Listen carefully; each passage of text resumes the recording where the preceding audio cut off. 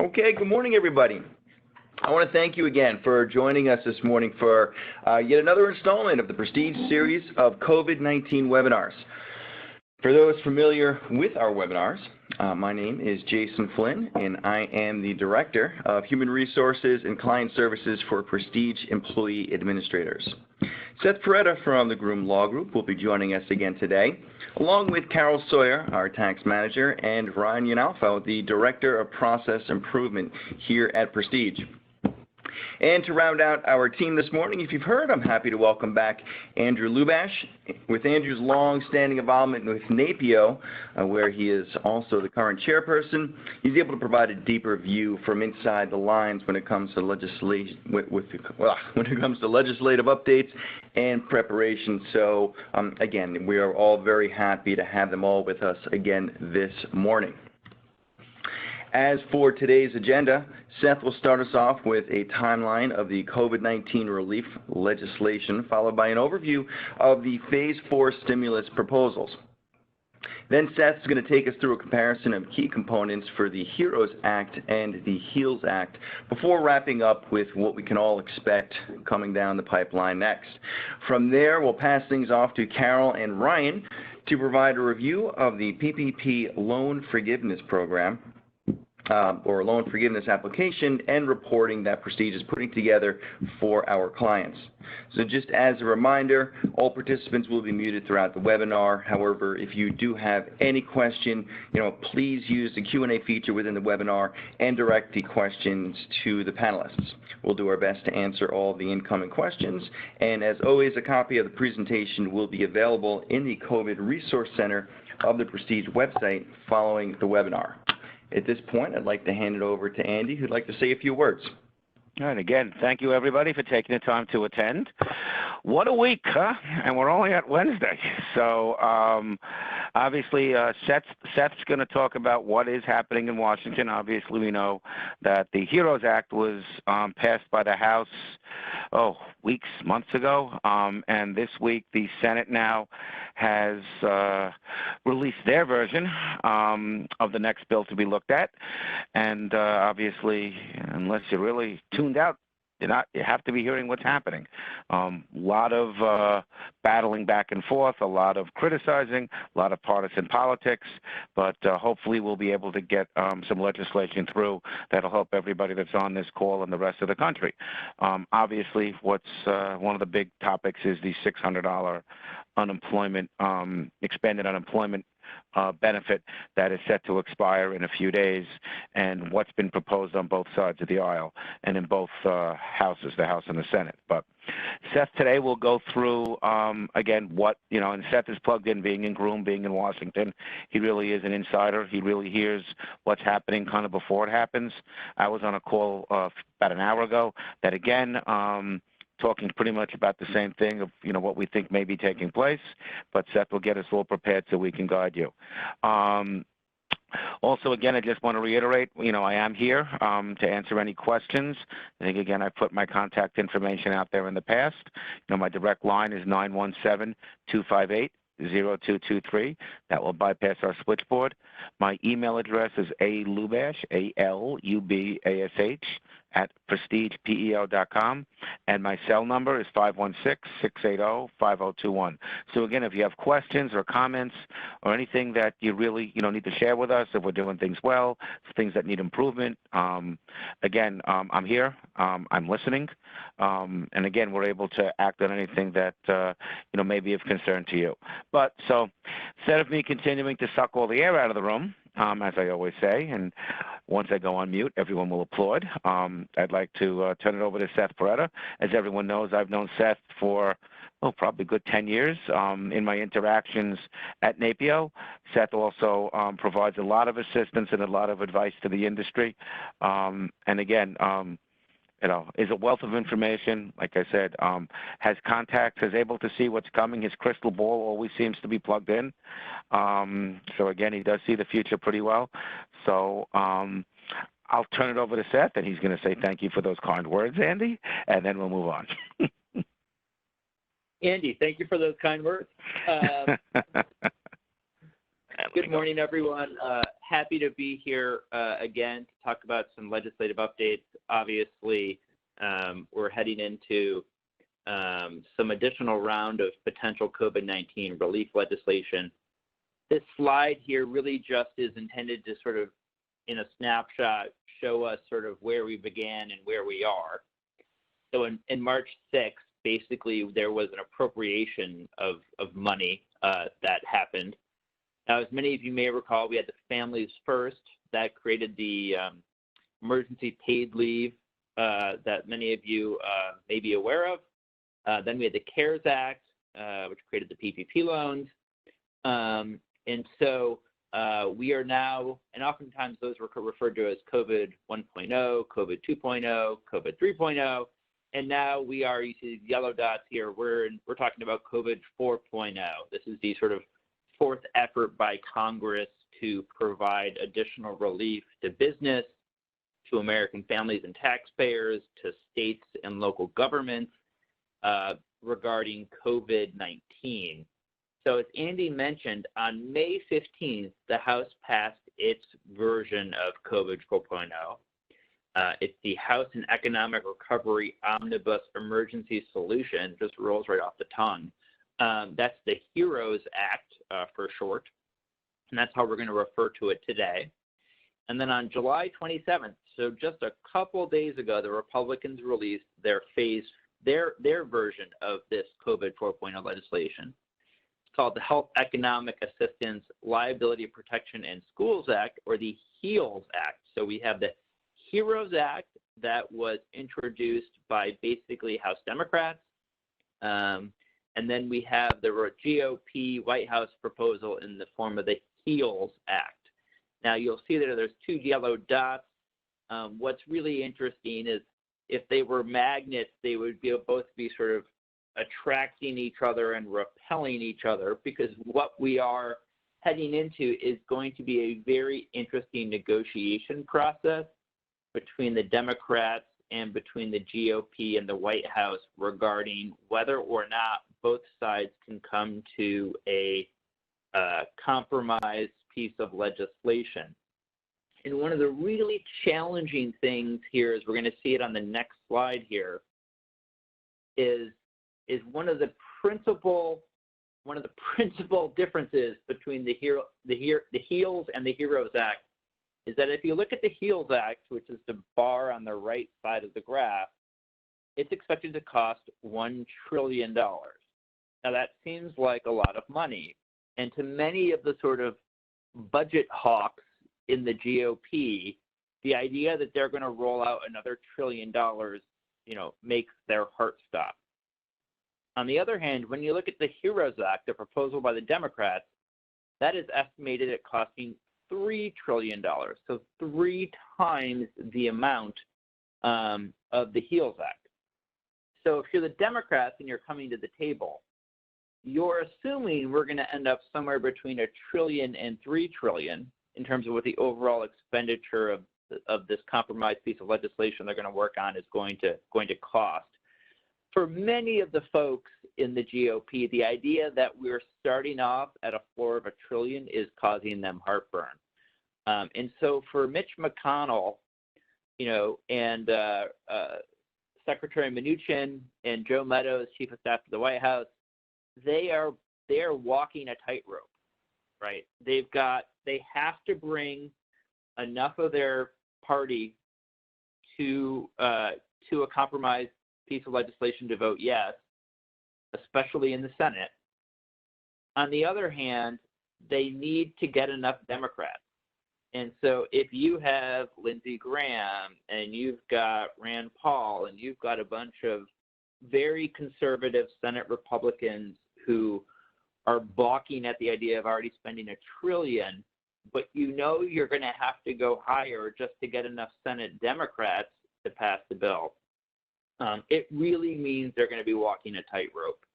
And the other thing to note here, right, is as a small business employer, you're looking at this and you're saying, well, what's in these for me? And when you look at the HEROES Act, if there's $3 trillion, there's a lot in there, right, generally. When you look at the HEALS Act, $1 trillion seems like a lot. But if you think about the fact that $1 trillion is comprised of 10 $100 billion items, there's not a lot of room in there. So just as a point of comparison, the House Democrat proposal has almost $1 trillion of aid, $960 billion of aid for state and local governments. That one proposal would eat up the entire HEALS Act. So instead, the HEALS Act only has $160 billion of aid for state and local governments, which has many other Senate Republicans very upset that there isn't enough aid for state and local governments. So this is a very complicated negotiation that is going to begin here. And because of this, I think everyone is hoping we will see a bill go to vote by the time Congress recesses, ideally by sort of August 15th. I think there's a lot of folks here who believe that August 15th deadline may get pushed. Congress may end up staying in session a little bit longer, or we may end up in a world where no compromise legislation happens prior to the summer recess.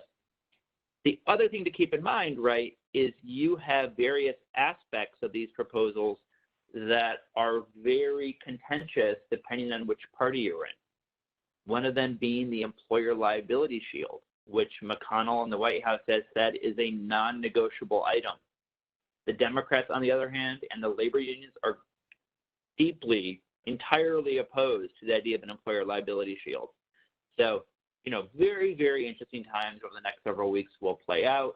Hopefully, for the sake of the American people, there is a compromise piece of legislation that is arrived at, that gets voted on, and that Trump signs into law. But, fingers crossed, we'll have to see if that happens. All right, moving on now to the next slide. What we are going to do on the next slide here is basically begin a walkthrough of some significant provisions that are in the HEROES Act or the HEALS Act that relate to small employers. So the first one obviously is the PPP, the Paycheck Protection Program. Very important provision for many of you. Many of you have a PPP loan. Many of you may wish you could get a second PPP loan.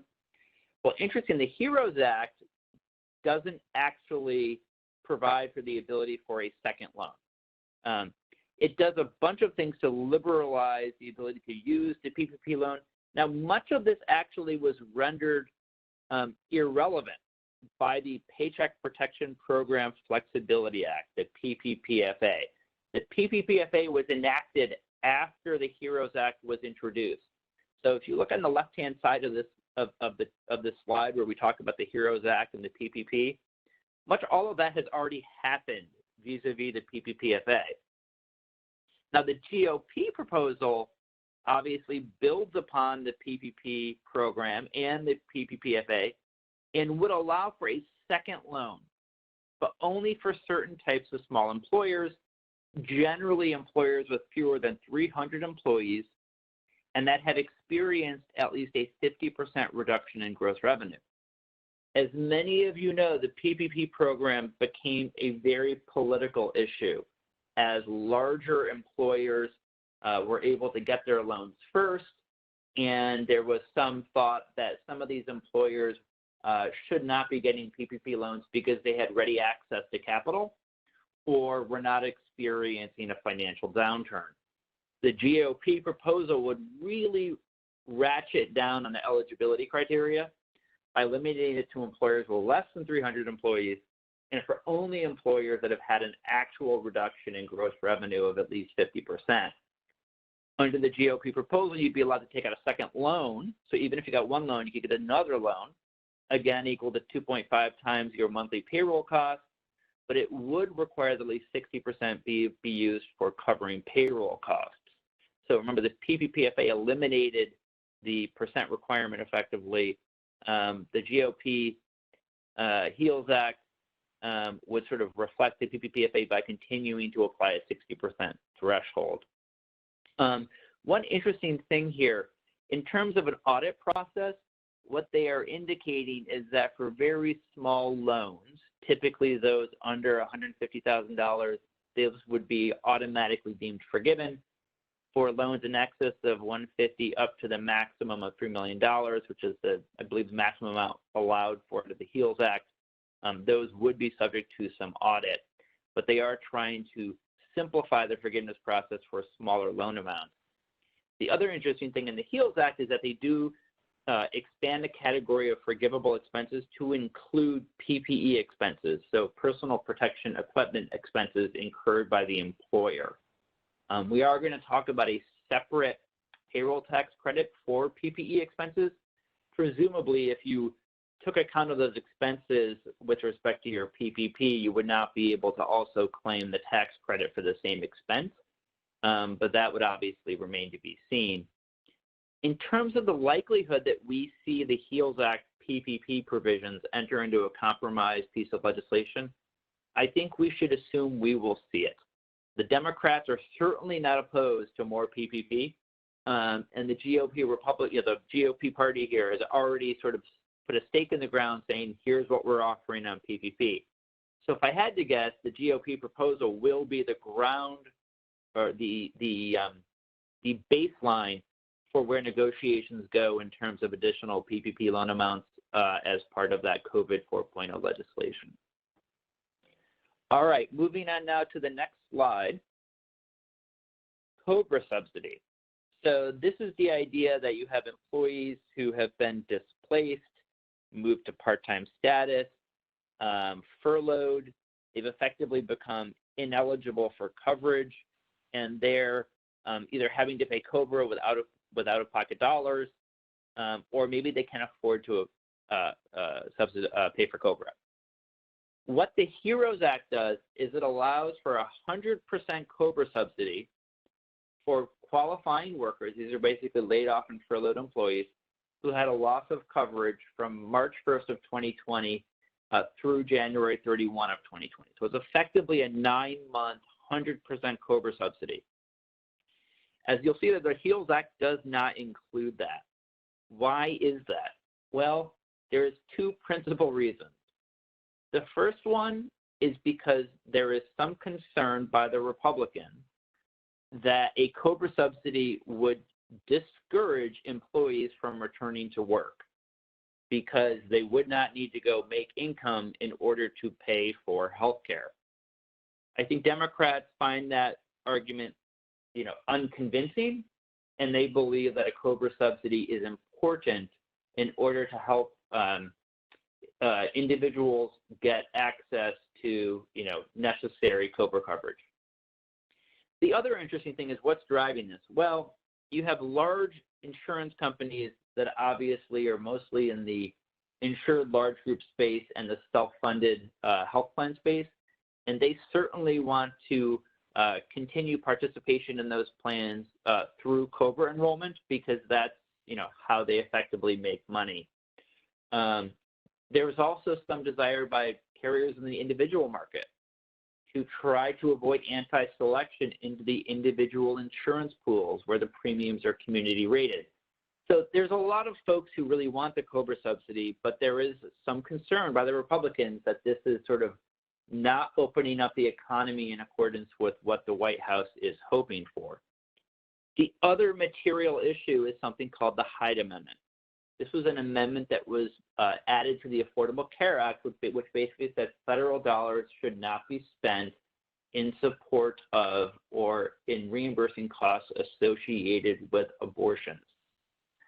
This is a provision that the Democrats swallowed hard on as part of the ACA, and the Democrats are fully opposed to as part of this COVID 4.0.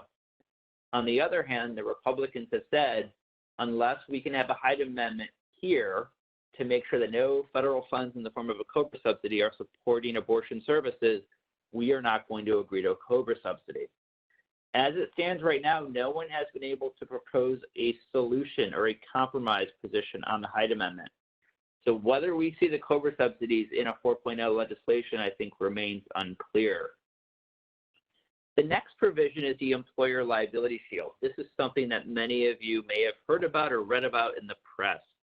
This relates to employers, as you all know, bringing employees back to work. And what happens if employees or customers get COVID while on the job or while visiting a place of employment? And there is some concern that employers might not want to, quote, open up if they may end up incurring liability related to COVID transmission and the consequences that could happen as a result of COVID transmission in the workplace. Many state laws limit the extent of recovery to basically workers' comp. So there is a pretty robust statutory scheme right now that should provide employers with a fair amount of comfort, but notwithstanding these state laws, we have seen a spate of initial suits be filed against employers, including, say, Walmart and others, with respect to employees who allegedly caught COVID-19 while on the job and may have passed away or other sorts of medical effects that would have happened. The Republicans have said this is a must-have. Democrats are grossly opposed to it. So you'll see there the HEROES Act doesn't have it. The HEALS Act has it. I honestly think if we're going to see this, if we're going to see a compromised piece of legislation, we're going to see an employer liability shield of some sort. Now, what's interesting here is the GOP already has limited the extent of the liability protection. So if the employer acts with gross negligence or intentional misconduct, the liability shield would not attach. They're also required to take reasonable precautions. So, in some ways, this is, I think, probably designed to look more palatable to the Democrats as the negotiation processes begin. But again, this is now going to be the baseline from which the Democrats and the Republicans are negotiating. So we would expect the Democrats to attempt, as part of their negotiating position, to weaken the extent of that liability protection, either as to amount or exceptions for which employers may be disqualified from accessing that shield protection. The other provision that we want to talk about here is EIDLs, emergency, basically disaster loans from the SBA. These are existing loans. What the HEROES Act does is it provides an additional $10 billion in funding. So these EIDLs are not as favorable as PPP because the amounts are not forgivable. So you would have to pay them back, but they are generally low interest loans that are easier to get for small business. So that's what the HEROES Act had proposed in lieu of a second round of PPP. As you'll see, the HEALS Act does not have anything on EIDLs, and that's because they had that second round of PPP.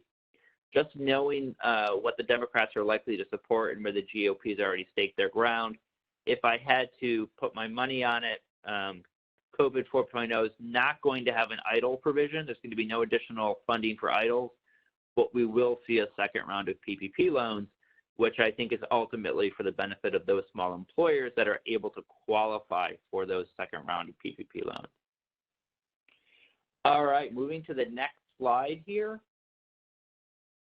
A payroll tax credit. So I want to separate this from the employee retention tax credit, and I also want to separate this from the payroll tax deferral opportunity that was created by the Families First Act. As you may recall, under prior COVID legislation, employers generally have the ability to defer payroll taxes that would otherwise be due in 2020, 50% to 2021, the remaining 50% to 2022. This would actually be something different. This is an actual payroll tax credit, and you'll see that the HEROES Act doesn't do it, but the GOP HEALS Act does. I think that means we're likely to see this in a piece of compromise legislation.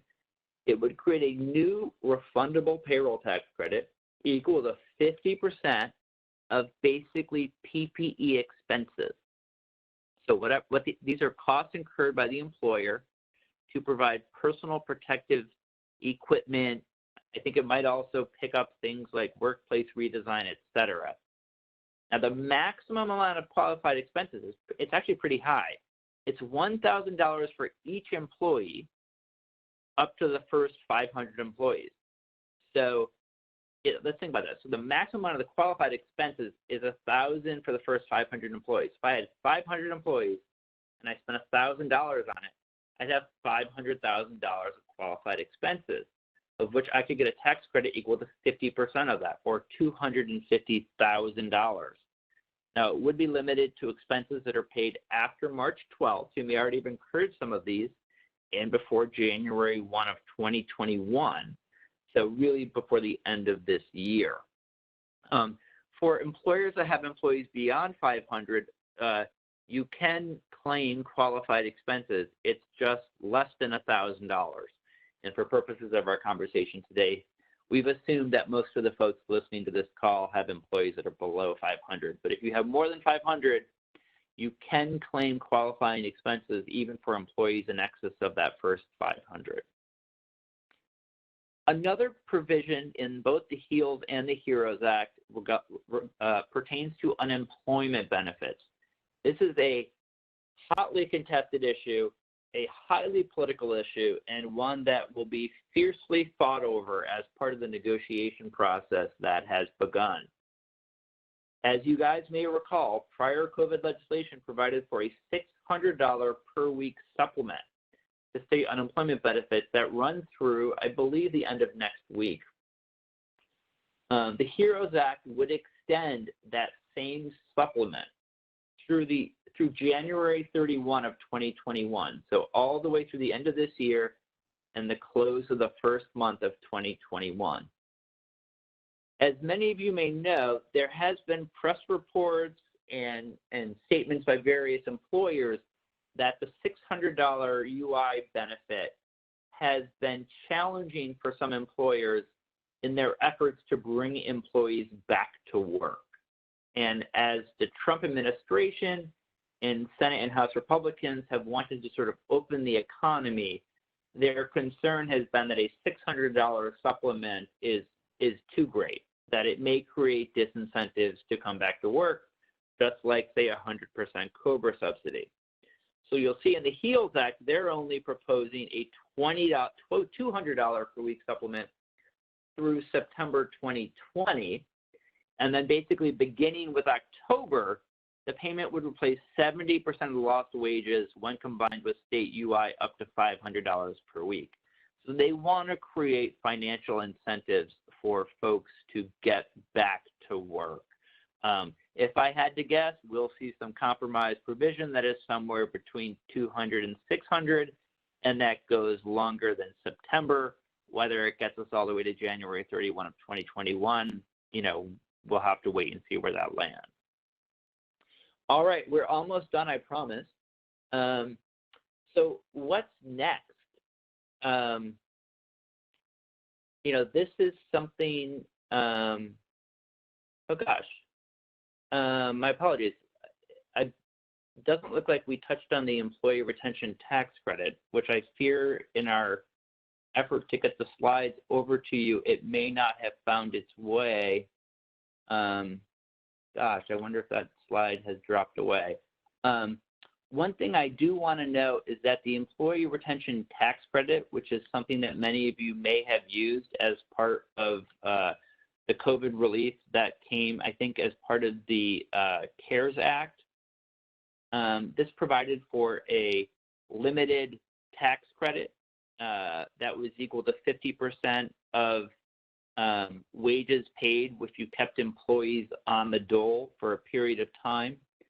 It was capped at basically $10,000. I think many folks were happy with the employee retention tax credit, but certainly wished it was worth more, or that there was effectively, the ability to claim additional ERTC contributions. So if you, and I apologize, we'll update the PowerPoint. I'm not sure why that slide has not found its way in there. But in terms of what the actual law would do, under the HEROES Act, it would increase the refundable payroll tax credit, the employee retention tax credit, to 80% of qualifying wages, up from that 50% threshold I mentioned. So the credit would go from 50% of the wage to 80%. Instead of the sort of cap being at $10,000, it would go up to $45,000. So that's obviously much improved. The HEALS Act also provides for increases in the employee retention tax credit. Instead of going from 50 to 80%, it would go from 50 to 65%. But it would apply a gross receipts threshold as is currently the case under the current law, but it would be reduced from 50% to 25%. So it should be more easily claimed. Again, we'll provide an additional slide. Again, my apologies that it did not find its way into the presentation that is before us now. In terms of what is next, as I mentioned, the fun is really beginning. This is where the sausage will get made. This is where the two parties come together and hash it out. The expectation, or I should say the hope, is that we'll see a final deal reached ideally by sort of August 15th. I think there's some thinking that Congress may in fact need to stay in session longer. Maybe it pushes to the third week of August. But there really are some pretty thorny issues in play: the employer liability shield, the COBRA subsidy, the extent of the the extent of the unemployment insurance supplement. Going beyond things that we've talked about today, there are some really big issues out there, like how much money to give to state and local government, right? If you look at this, right, as I mentioned before, Democrats want to give almost $1 trillion. Senate Republicans are at $100 billion. So there are some pretty big issues that have to get hashed out in order for us to arrive at a compromise. I'm going to have some faith in our congressional leaders and assume that they're going to find a compromise piece of legislation, and that, hopefully as we talk again, maybe in September, we'll be talking about what Congress passed and President Trump signed into law. So with that, I'm going to turn it back now to Andy, Jason, Carol, and thank you for your time. Yes, Seth, thank you very, very much. Oh, we both did it. Okay, go ahead, Jason. All right. No, thank you, Seth. As always, your input is fantastic. I'm sure we'll be talking again on these webinars, and I look forward to seeing how future bill names can get longer and longer. But with that said, what we'd like to do is kind of switch gears right now and bring it back to the Paycheck Protection Program loan forgiveness. So I know that Carol and Ryan have a lot of things to talk about regarding the application itself as well as reporting, and I am going to turn the reins over to Carol. All right. Thank you very much, Jason, and welcome back, everybody. We'll probably be talking about loan forgiveness for the foreseeable future as the SBA rolls out their guidance. But the first thing I do need to point out, and I will say this repeatedly, there's no rush to apply for forgiveness. I realize we all had the rush to apply and get the funding, but there is no rush at this point in time, and your bank cannot even accept the application for forgiveness. The SBA has not released their guidance, and as you know, the SBA is overworked, understaffed, and has said it will happen in August. And I should have put, quotation marks around August, because that could be August 31st. And as much as we are going to try and plan and anticipate what they're looking for and what they want with your application, we will not know for sure until SBA releases their guidance. For those of you who have not seen a copy of the loan forgiveness application, it is available on our COVID-19 section of our website. And we do have both the long application and the easy. Today's conversation is going to be around the long application, because that's the more complicated one, and all of the numbers we give you have easy places to go on the easy form, so we're not going to be covering that. So I'm going to give a brief overview at first of what the application is made up of, and you basically have three sections. You have the main application calculation form, which has all the numbers on the first page and a whole bunch of attestations that have to be initialed on the second page. Then there is Schedule A, which draws a lot of information from the Schedule A worksheet. A reminder again, all of this paperwork needs to be retained for a very, very long time because IRS may decide, or SBA may decide to come back and audit some of these applications to make sure that the amount truly was spent correctly. As you can all figure, the federal government's going to be in debt for a very long time as a result of COVID-19, so they could be reviewing things that have happened once all of life settles down. So within the application, Schedule A is the meat and potatoes of coming together to come up with a number for your payroll costs. But prior to doing that, we have to do the items for the Schedule A, which is the one that involves the tables. And this is when I will be able to turn it over to Ryan to discuss the reports that we have developed here at Prestige. Ryan. You're on, Ryan. Perfect. Yeah, thank you so much, Carol, and thank you, everybody. Good morning. As Jason and Carol said, my name is Ryan Yanalfo. I'm the Director of Process Improvement here at Prestige. My role largely involves overseeing the client implementation team, but more importantly, for the purposes of this webinar, the special projects team here at Prestige. I've been in and out of the industry for over 15 years now, and I'm very, very excited now to be here with all of you to talk a little bit about the effort that is being put in right now into our reporting to be able to give our customers really the most streamlined solution that we can come up with to make the application process as easy as possible. It's a very difficult application. There's no denying it, right? And so we want to do what we can do to take the cover off of it and really give you the information on the silver platter to the fullest extent that we can.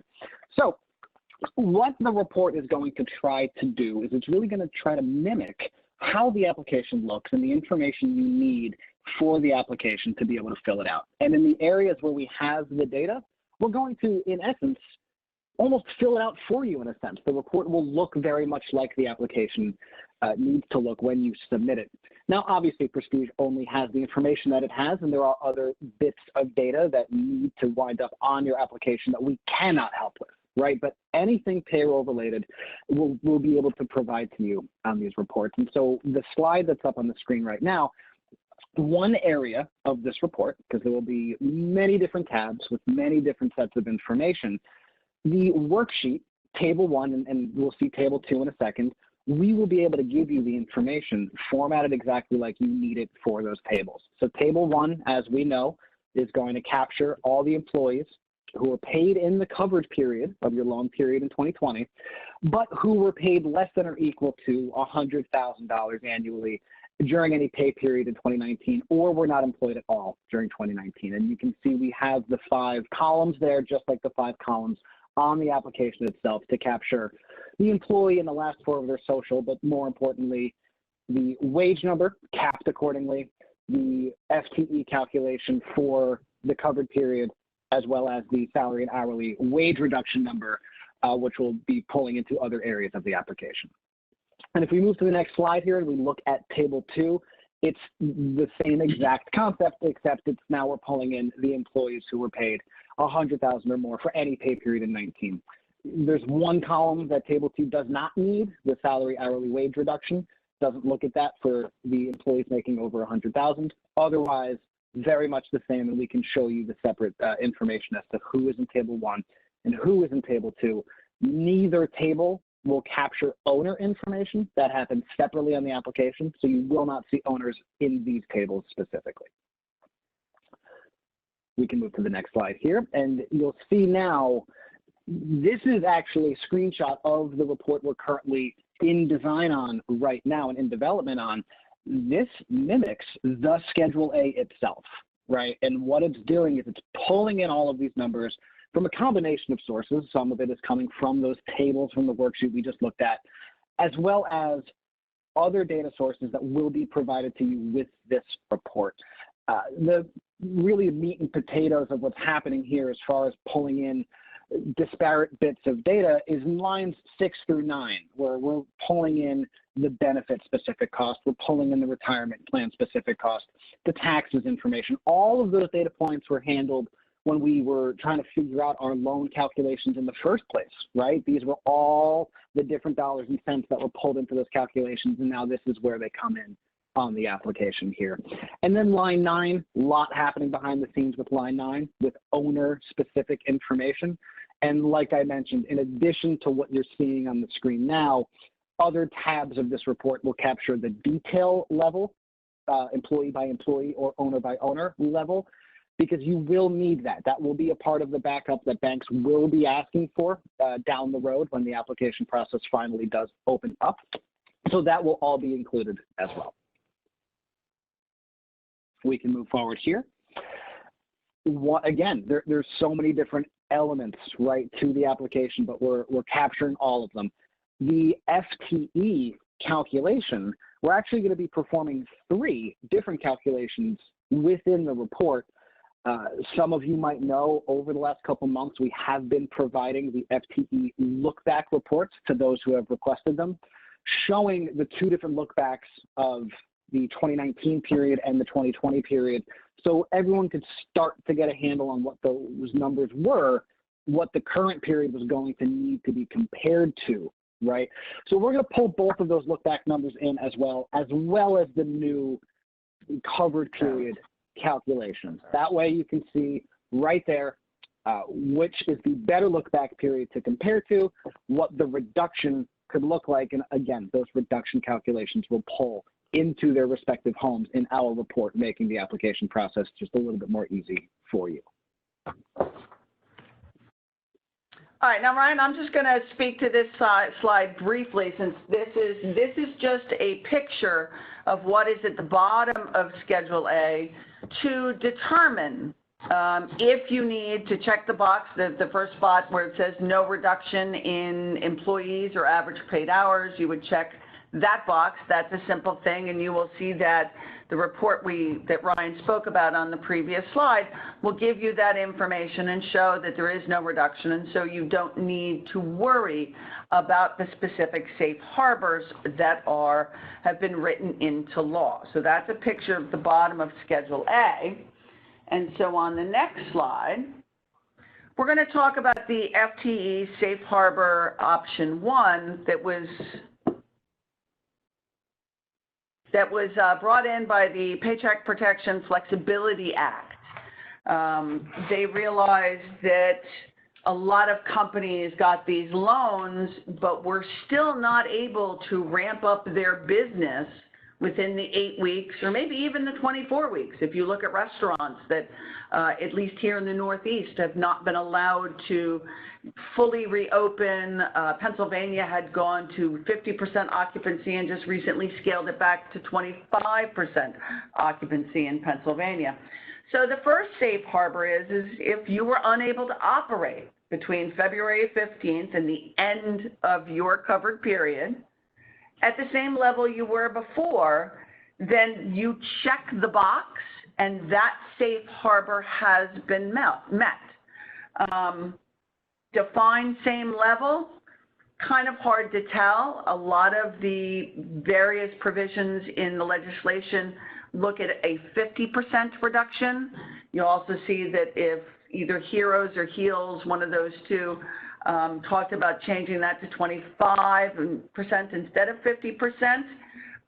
So the safe harbor is there, but be careful that you look at it carefully, because the IRS and SBA may come back later and determine that maybe that wasn't enough of a reduction. Maybe you really were able to operate, but this does exist. And I would specifically think, restaurants, people that supply restaurants, people that supply schools, all of those industries have not been able to ramp back up at this point in time. So that's an easy, no math involved in Safe Harbor number 1.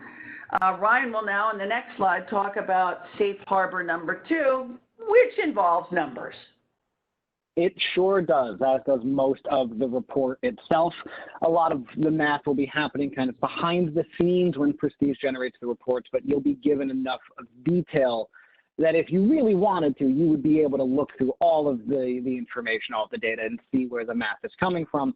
But then we want to provide it to you in a nicer looking format that, again, mimics kind of how the application reads as well, so that working back and forth between the two is as simple as possible. So Safe Harbor 2 goes back to looking at comparing, right, the last slide that I spoke on, the current FTE count based on the covered period compared to those look back periods.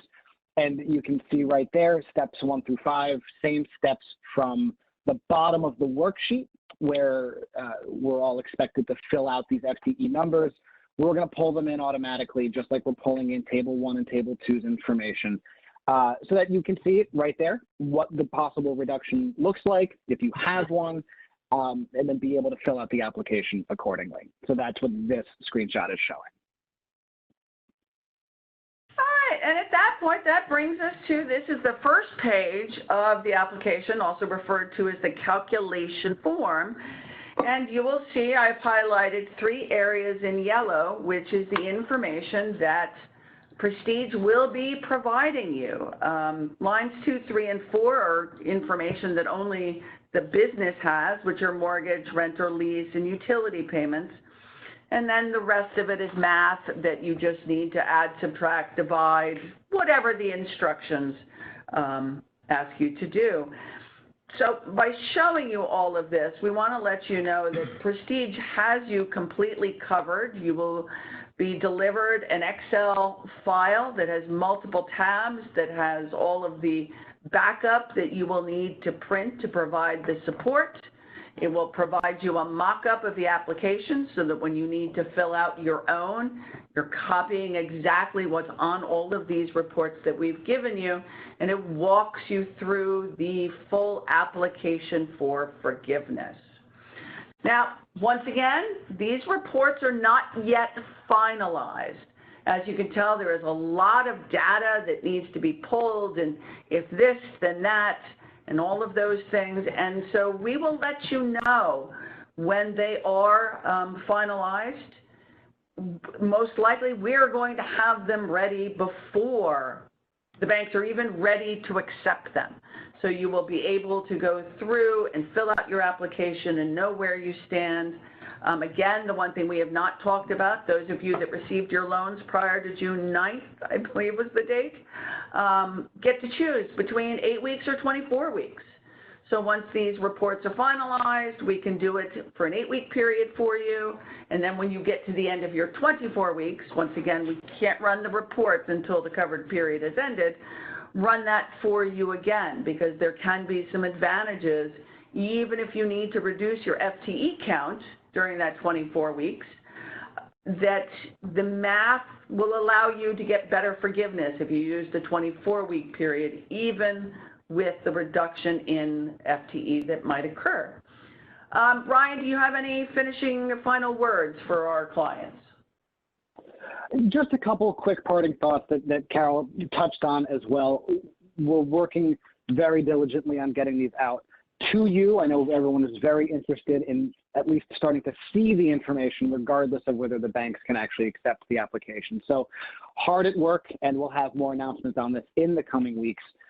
We have flexibility with how we run these reports. To Carol's point, we can provide them for 8 weeks. We can provide them for 24. We can run them for the covered period. We can run them for the alternative payroll covered period for those of us who have weekly or biweekly pay periods, right? So the whole idea is to make it as simple as possible. We don't want to give you multiple reports that you then combine information from. Yes, there are multiple tabs involved in the report we'll be providing, but that's because of the different data you'll need for the application. So we're very excited to be able to get this out to you. I'm very grateful for the time to speak with you all right now. If anyone has any questions, we can make sure we share my information and continue the conversation moving forward. But for today, I think I'm all good. Thank you, Carol. Great. Thank you, both Carol and Ryan, for your participation today going through the loan forgiveness application and reporting process that I've seen everybody here, or both of you, work very hard on over the past number of weeks. Also, Again, thank you to Seth for participating in today's webinar. I will tell you that the slide deck that you're seeing here will be posted to the website complete with Seth's missing slide. So you'll be able to view that as well. And again, please take some time to visit the Prestige website and the COVID-19 Resource Center. This is where we house our webinars, our slide decks, and all the information that we bring to you every single week. It is updated on a daily basis so we can ensure to give you the most up-to-date information. Stay on the lookout for our communications that we send out each week with information relevant to everything that's going on, not just COVID related, but in the world itself. And again, I appreciate everybody spending some time with us this morning. So thank you very much and hope to see you next Wednesday.